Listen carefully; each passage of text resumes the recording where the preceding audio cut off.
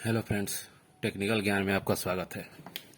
जैसा कि हम लोग जानते हैं कि लॉकडाउन में होने के कारण बहुत सारे कॉलेज कोचिंग सब बंद हैं, इसलिए हम लोग आज 12th मैथ का second chapter trigonometrical function, inverse trigonometrical function की पढ़ाई करेंगे।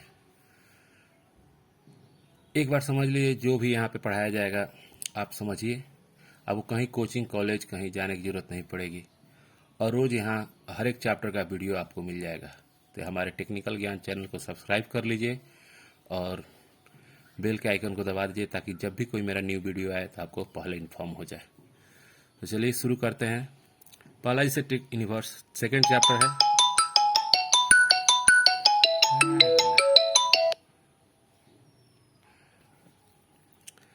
पहला चैप्टर सेकेंड चैप्टर है इसका यूनिवर्स ट्रिगोमेट्रिकल फंक्शन। तो एक्चुअली हम 9-10 में पढ़े हैं कि टोटल का टोटल इन्वर्स फंक्शन कितना होता है, टोटल ट्रिगोमेट्रिक फंक्शन कितना होता है। तो 3 पेयर में होते हैं। साइन के साथ कॉस जाता है, साइन के साथ कॉसेक जाता है, कॉसेक के साथ सेक जाता है और टेन के साथ कॉट जाता है। तो ये एक्चुअली होते क्या है, एक दूसरे के रेसिप्रोकल होते हैं, मतलब जस्ट उल्टा। साइन का वैल्यू होगा और कॉसेक का जो वैल्यू होगा क्या होगा, इसके जस्ट उल्टा। जैसे मीन्स कॉसेक का वैल्यू क्या हो जाएगा 1/sin थीटा, कॉस का वैल्यू क्या हो जाएगा 1/sec थीटा, कॉट का वैल्यू क्या हो जाएगा 1/tan थीटा।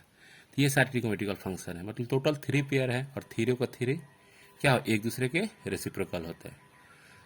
अब चलिए आगे आते हैं। एक चीज़ और पढ़े होंगे, क्वाड्रेंट। क्वाड्रेंट होता क्या है, तो क्वाड्रेंट में आप जानते हैं कि ऐसे ही ट्रिग्नोमेट्रिकल फंक्शन 4 क्वाड्रेंट होते हैं। फर्स्ट क्वाड्रेंट, सेकंड क्वाड्रेंट और थर्ड क्वाड्रेंट और फोर्थ क्वाड्रेंट। फर्स्ट क्वाड्रेंट की बात करते हैं तो टोटल 6 निष्पत्तियां जो इसमें होती है क्या होती है, पॉजिटिव होती है। सेकंड की बात करते हैं तो इसमें साइन और कॉसेक पॉजिटिव होता है। थर्ड की बात करते हैं तो थर्ड में देखिए टेन और कॉट पॉजिटिव है। और फोर्थ की बात करते हैं तो फोर्थ में क्या है, कॉस और सेक पॉजिटिव है। तो ये सबसे बेस्ट चीज़ है, ये आपको याद करने की चीज़ है। ऐसे याद करने के लिए, रिमेंबर के लिए आप लिख सकते हैं ऑल स्टूडेंट टू कॉलेज, मतलब सारे बच्चे क्या है, कॉलेज में है। जैसे ऑल, ऑल मीन्स क्या होगा, फर्स्ट क्वाड्रेंट की बात करते हैं तो फर्स्ट क्वाड्रेंट में all positive. Student, student S होता है, एस मतलब साइन और जस्ट उसका रेसिप्रोकल कॉसेक। बात करते हैं टी, टू मतलब टेन थीटा और कॉट थीटा। और लास्ट आता है कॉलेज, कॉलेज मतलब क्या हो गया, कॉस थीटा और सेक थीटा। तो ये हमारे बेसिक्स थे जो ट्रिग्नोमेट्रिकल फंक्शन में यूज होंगे, क्योंकि 6 का 6 ट्रिग्नोमेट्रिकल फंक्शन आप ऑलरेडी जानते हैं। तो फिर चलिए हम आगे बढ़ते हैं। इतना है कि यहाँ पे आप जो भी क्लास करेंगे फिर कहीं आपको जाने की जरूरत नहीं पड़ेगी।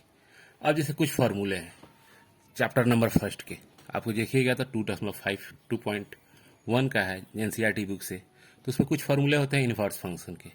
इन्वर्स फंक्शन क्या है कि साइन पे ही इन्वर्स लगा देना, क्या कहलाता है, इन्वर्स फंक्शन कहलाता है। जैसे इस कुछ फार्मूले हैं, साइन इन्वर्स -x, तो साइन इन्वर्स -x क्या हो जाएगा, माइनस साइन इन्वर्स x हो जाएगा। इसी प्रकार टेन इन्वर्स -x क्या हो जाएगा, -tan x हो जाएगा। Cos inverse minus cosec -x क्या हो जाएगा, माइनस कॉसेक इन्वर्स हो जाएगा। सेम 6 का 6, जब भी हम साइन टेन कॉसेक की बात करेंगे तो माइनस में आ जाते हैं, जबकि कॉस सेक और कॉट की बातें हैं माइनस में आएंगे, लेकिन वो क्या होंगे, पाई में से माइनस वगैरह। कुछ और फॉर्मूले हैं यहाँ पे, sign 1/x, sine inverse 1/x क्या हो जाएंगे, कॉस एक्स। कहा गया है कि रेसिप्रोकल है, मतलब जस्ट इसका उल्टा क्या हो जाएगा, उसका बराबर हो जाएगा। कॉस इनवर्स -1/x क्या हो जाएगा, सेक एक्स हो जाएगा। टेन इनवर्स -1/x क्या हो जाएगा, कॉस एक्स हो जाएगा। ये सारे प्रॉब्लम है। अब हम क्या करते हैं इसमें कि हमको इस पर क्वेश्चन सोल्व करना है। क्वेश्चन सोल्व करने में क्या है कि जैसे हम किताब निकालते हैं, किताब में देखते हैं कौन कौन सा प्रॉब्लम है। जैसा कि बोला गया एक्सरसाइज नंबर 2.1 एनसीईआरटी बुक से है। Find the principal value, principal value में नहीं, इसका मालूम क्या नहीं है।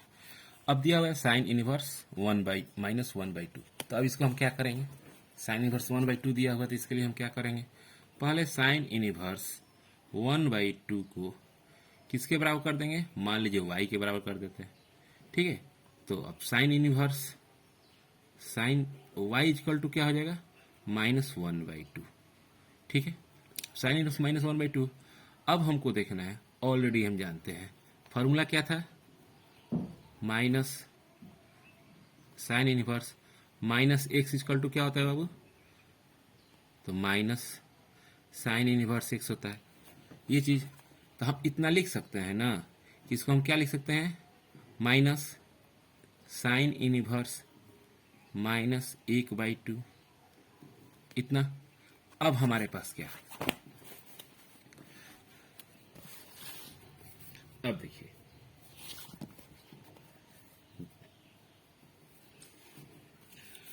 अब हमारे पास क्या है, जब भी हम बात करते हैं साइन इनवर्स की, तो -1/2 ये कितना के बराबर हो जाएगा, तो माइनस साइन इनवर्स π/6 के बराबर हो जाएगा। यानी इसको करते हैं तो साइन कितना हो जाएगा, -π/6। तो अब हमारा हो गया sine y equal to sine -π/6। ठीक है, तो अब हमारे पास क्या आ गया, साइन से साइन कैंसिल हो गया, तो y का मान कितना आ गया, π/6, वो भी माइनस में। ये आपका क्या हो गया, आंसर हो गया। समझ में आया? फिर से देखते हैं, हमारे पास क्या दिया हुआ था, हमारे पास दिया हुआ था कि साइन इनवर्स 1/-1/2। हम इसको से मान लेते हैं, से मान लिए। मानने के बाद क्या होता है, ऑलरेडी हम फॉर्मूला पढ़ चुके हैं कि साइन इनवर्स का इतना मान होता है। तो फिर हम क्या आगे बढ़ते हैं, तो ये मेरा फाइनल फॉर्मूला कितना आ जाएगा, वाई आंसर कितना आ जाएगा, साइन इजकल टू -π/2 -π/6, क्योंकि हम जानते हैं कि 1/2 का मान कितना होता है, 30 डिग्री, और इसको रेडियन में चेंज करेंगे तो कितना हो जाएगा, π/6 है। दूसरा क्वेश्चन देखते हैं, दूसरा क्वेश्चन क्या दिया हुआ है, कॉस इनवर्स √3/2। दूसरा क्वेश्चन ये है आपका। अब इसको भी वही काम करते हैं, इजकल टू वाई मान लेते हैं। अब कॉस वाई इजकल टू क्या हो जाएगा, √3/2। अब कॉस में √3/2 किसका वैल्यू होता है, आप लोग को पता ही होगा, π/6 का। अभी कॉस से कॉस कैंसिल आउट, इसलिए y इजकल टू क्या हो जाएगा भाई इसका, π/6। तो कितना सिंपल है, बस थोड़ा सा ध्यान देना है, जो पहले आप फार्मूला पढ़ चुके हैं उसी पे ध्यान है, थोड़ा सा मेहनत कीजिएगा सारा। अब चलिए आते हैं तीसरा क्वेश्चन लगाते हैं। तीसरा question same process, cosec inverse 2 equal to y, इसलिए कॉसेक y इजकल टू कितना हो जाएगा, 2। अब देखना है कि किस वैल्यू में, कॉस के किस वैल्यू में उसका मान क्या होता है, 2 होता है। तो अब हम जानते हैं, तो कॉसेक π/6 का जो वैल्यू होता है क्या होता है, 2 होता है। तब फिर यहाँ भी केस से कॉस कैंसिल आउट हो गया, यानी y का मान कितना हो गया बाबू, π/6। तो ये आपका वैल्यू आ गया। कुछ समझ में आया? कह तो रहा हूं, यहाँ पे एक बार देख लीजिए। सबसे बड़ी चीज है कि आपको कहीं जाने की आवश्यकता नहीं पड़ेगी, और जितना से अधिक हो के अपने फ्रेंड को शेयर कीजिए। आपको जरूरत, आप जानते हैं तो अच्छी बात है, नहीं जानते तो आपके सारे किसी फ्रेंड को भी जरूरत पड़ सकता है, वो भी आपको देख के सीख सकते हैं। तो बस शेयर करते जाइए और चैनल को सब्सक्राइब कर लिए टेक्निकल ज्ञान के। अब आइए चौथा क्वेश्चन देखते हैं। चौथा क्वेश्चन क्या है आपका, tan inverse -√3। Same process, equal to y, यानी tan y equal to y कितना हो जाएगा, -√3। और -√3 या इसको लिख सकते हैं -tan π/3 लिख सकते हैं ना। √3 का वैल्यू क्या था, 6 tan 60 का मान होता है। √3 का मान, √3 कब आता है, tan 60 का मान, जिस 60 को रेडियन में π/3 लिखेंगे। या इसको हम लिख सकते हैं tan -π/3, या फाइनली tan से tan काट दीजिए तो y इक्वल टू क्या हो जाएगा, -π/3। ये आपका क्या हो जाएगा, टोटल वैल्यू आ जाएगी। कितना सिंपल है, बस एक बार ध्यान देते जाइए। अब आइए अगला क्वेश्चन लगाते हैं। यहाँ पे क्या दिया हुआ है, 5 नंबर क्वेश्चन है। 5 number question cos inverse -1/2। Same process, बराबर y कीजिए और कॉस y इक्वल टू क्या लिख दीजिए, 1/2। समझ में आया? अब 1/2 हो गया तो उस केस में अब हम जानते हैं ना कि माइनस में है, तो माइनस के लिए हमको क्या करना पड़ेगा, आप लोग ऑलरेडी बता चुके हैं माइनस के लिए क्या करना पड़ेगा।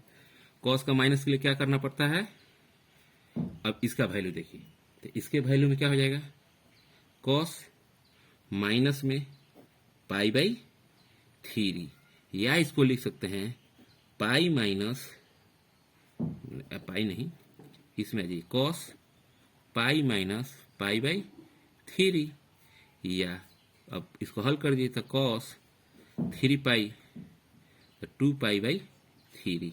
अब इसके इससे कैंसिल आउट हो गया तो y बराबर क्या आ गया बाबू, 2π/3। ये आपका आंसर हो गया। इसी प्रकार आइए क्वेश्चन नंबर 6 में, यहाँ क्या दिया हुआ है, tan इक्वल टू, अब इसको मान लीजिए y।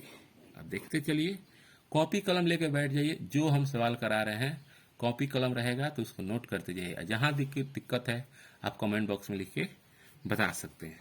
अब वहाँ भी सेम प्रोसेस, इस चैप्टर में बस एक ही प्रोसेस करना है। जितना भी tan इनवर्स दिया हुआ है, cos इनवर्स दिया हुआ है, sin इनवर्स है, सबको एक क्वांटिटी y के बराबर मान लीजिए, फिर y के बराबर आप निकाल सकते हैं। तो फिर यहाँ भी आ गया आपका क्या, देखिए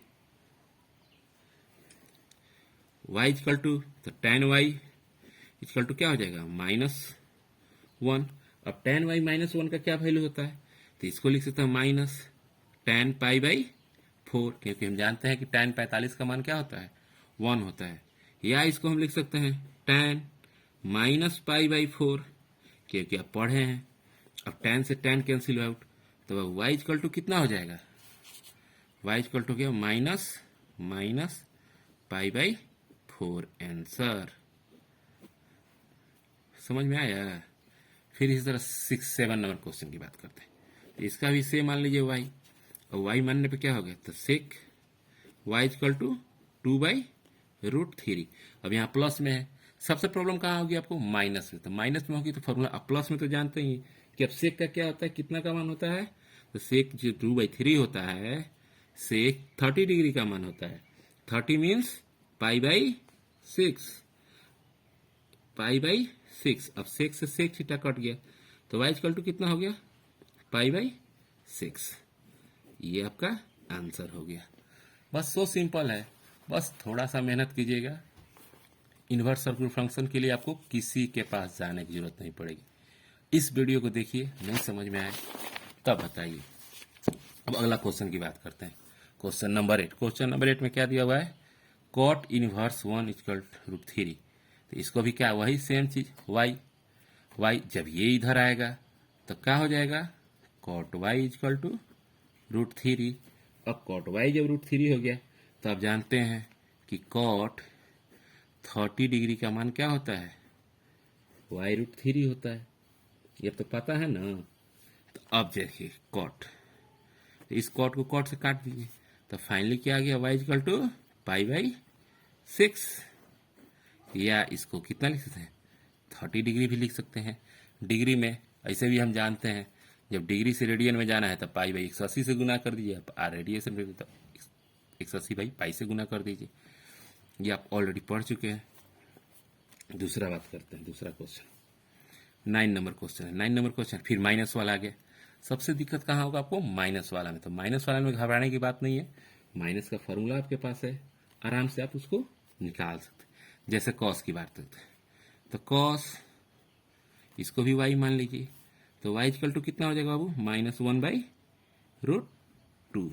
या इसको लिख सकते हैं माइनस कॉस √2 का मान कितना होता है, 1/√2 मैंने 45, यानी π/4। ये तो आप जानते हैं π/4। या इसको लिख सकते हैं कॉस पाई माइनस π/4। अब कॉस से कॉस कट गया, इसलिए y इक्वल टू क्या हो गया, 3π/4। अरे 4π में से एक पाई चला गया था, कितना हो गया, 3π/4। तो ये आपका आंसर हो गया। 10 नंबर क्वेश्चन देखते हैं। 10 नंबर क्वेश्चन देखिए। 10 नंबर क्वेश्चन क्या है, कॉसिक। तो इसके लिए भी y मान लीजिए। समझ में आ रहा है ना। ये देखिए आप लोग ऐसे ऐसे राउंड अप कर दीजिएगा, नहीं तो पता चलेगा इसमें का उसमें और उसमें का इसमें हो गया। अब कॉसेक यहाँ भी y मान लिए, तो कॉसेक की बात करते हैं। तो आप लोग भी जानते हैं कॉसेक y, जब कॉसेक y होगा तो क्या हो जाएगी, -√2 हो जाएगा। अब -√2 के जगह, -√2 के जगह हमको क्या करना है, देखना है कॉसेक किस में √2 होता है। तो क्या होता है, कॉसेक -π/4 का ही मान क्या होता है, √2 होता है। तो कॉसेक से कॉसेक काट दीजिए, तो अब क्या आ जाएगा, y बराबर -π/4। सारे क्वेश्चन आप ऐसे ही आसानी से कर सकते हैं। ये आपका एक्सरसाइज कितना है, एक्सरसाइज 2.1। इसमें कोई प्रॉब्लम नहीं हो सकता है, बस थोड़ा सा फॉर्मूला ध्यान रखना है। चलिए अब देखिए, अब यहाँ क्या करना है, find the value of following. एक कुछ क्वेश्चन दिया है जिसका वैल्यू फाइंड करना है। तो वैल्यू फाइंड करने के लिए क्या करना है, तो हम तो जानते हैं कि tan इनवर्स 1, tan इनवर्स 1 का मान क्या होता है बाबू, π/4। ऑलरेडी हम निकाल चुके हैं, आप लोग तो पहले ही पता होगा कि tan इनवर्स का π1 का मान क्या होता है, π/4। और नेक्स्ट बात करते हैं, अभी हम जस्ट इसके पीछे निकाले थे cos इनवर्स -1/2, नहीं भी है तो 1/2 का आपका cos इनवर्स का आप निकाले हुए हैं, नहीं तो फिर से निकाल सकते हैं, कोई बड़ी बात नहीं है। देखिए cos इनवर्स 1/2, cos इनवर्स 1/2 दिख रहा है ना, cos इनवर्स 1, तो y का मान कितना आया था, y का मान आया था 2π/3।